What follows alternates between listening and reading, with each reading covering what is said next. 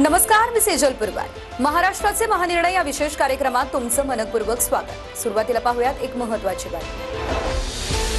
राज्यातील शेतकरी बांधवांना दिलासा देण्यासाठी राज्य शासनाने कर्जमाफीचा निर्णय घेतला। ही राज्यातील आतापर्यंत सर्वात मोठी कर्जमाफी आहे आणि या योजनेअंतर्गत 36,585 कोटींचं कर्ज माफ करण्यात येणार आहे। या योजनेचा सुमारे 56 लाख शेतकऱ्यांना लाभ होणार आहे।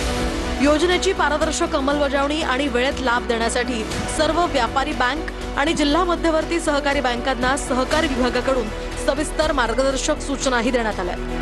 योजनेचा लाभ पात्र शेतकऱ्यांपर्यंत पोहोचवण्यासाठी बँकांकडून शेतकऱ्यांचा सविस्तर तपशील मागवण्यात येतोय। बँकांना युद्ध पातळीवर काम करण्याचे आदेशही राज्य शासनाने दिले आहेत। या प्रक्रियेत कोणतीही त्रुटी राहू नये म्हणून बँकांना मुख्यालय आणि जिल्हा स्तरावर विशेष नोडल अधिकाऱ्यांची निवड करणं बंधनकारक आहे। या सूचनांनुसार पात्र शेतकऱ्यांची माहिती अचूक स्वरूपात संकलित करून पोर्टलवर अपलोड करण्यासह प्रत्येक टप्प्यांवर समन्वयाची जबाबदारी बँकांवर निश्चित करण्यात आली आहे। यासाठी प्रत्येक बँकेनं मुख्यालय स्तरावर 2 नोडल अधिकाऱ्यांची नियुक्ती करणं बंधनकारक करण्यात आलं आहे। यापैकी एक अधिकारी योजना अंमलबजावणी समन्वयक तर दुसरा माहिती तंत्रज्ञान समन्वयक म्हणून काम पाहणार आहे। तसंच प्रत्येक जिल्ह्यामध्ये जिल्हाधिकारी आणि जिल्हास्तरीय समिती म्हणजेच डीएलसी यांच्यामध्ये समन्वय साधण्यासाठी स्वतंत्र जिल्हा नोडल अधिकाऱ्यांच्या निवडीची सूचनाही देण्यात आली आहे। मुंबईमध्ये मुख्यमंत्री देवेंद्र फडणवीस यांच्या उपस्थितीत पंढरपूर वारी आणि संतांच्या पाऊलखुणा या माहितीपटाचा प्रीमियर शो पार पडला। माहिती आणि जनसंपर्क महासंचालनालयाला आणि वॉर्नर ब्रदर डिस्कव्हरी वाहिनी यांच्या संयुक्तपणे निर्मित माहितीपटाचा आयनॉक्स चित्रपटगृहामध्ये प्रीमियर शो पार पडला। यावेळी विधान परिषद सभापती राम शिंदे, प्रमुख मंत्री आणि माहिती आणि जनसंपर्क महासंचालनालयाचे महासंचालक ब्रिजेश सिंह यांची उपस्थिती होती। हा माहितीपट पंढरपूर वारीची प्रत्यक्ष अनुभूती देतो। या चित्रपटगृहामध्ये जणू काही पंढरपूरची वारी प्रत्यक्षात उतरली असा अनुभव येत असल्याच्या भावना उपस्थितांनी व्यक्त केल्या। सर्वांना विठुरायाच्या रंगी रंगवणारी माऊलीची ही वारी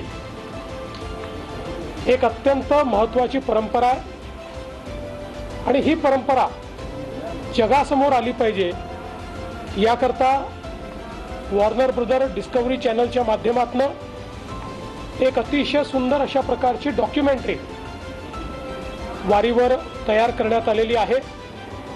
ती आज आम्ही रिलीज केलेली आहे। वेगवेगळ्या भाषांमध्ये ही डॉक्युमेंटरी असणार आहे।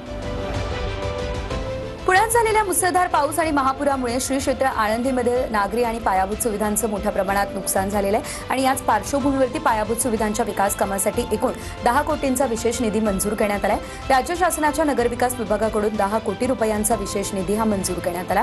सर्व विकास कामं तातडीने युद्ध पातळीवरती सुरू करा असे निर्देश उपमुख्यमंत्री एकनाथ शिंदे यांनी दिले।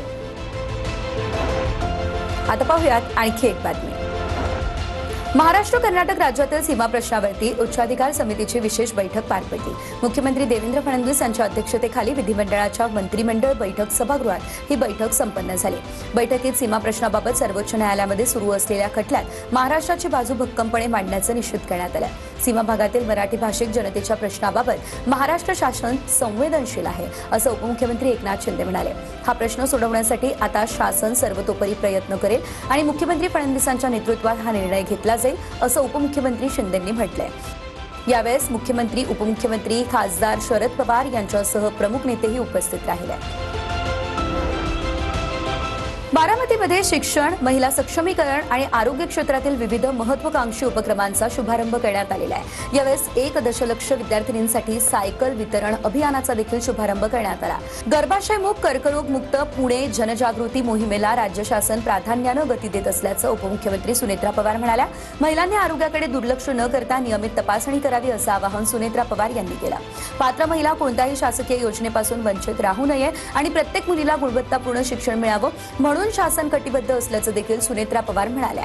यावेळी खासदार तथा ज्येष्ठ समाजसेविका पद्मविभूषण सुधा मूर्ती यांच्यासह विविध क्षेत्रातील प्रमुख मान्यवर उपस्थित राहिले। मुलीचा जन्म सन्मानाने झाला पाहिजे। तिला स्वतःच्या आयुष्यात निर्णय घेण्याचा अधिकार असला पाहिजे आणि ग्रामसभा, उद्योग, प्रशासन व सार्वजनिक जीवनात तिने नेतृत्वाच्या भूमिकेमध्ये पुढे आलं पाहिजे। महाराष्ट्राचे महानिर्णय या विशेष कार्यक्रमात आता वेळ झाली आहे इथेच थांबण्याची. नमस्कार.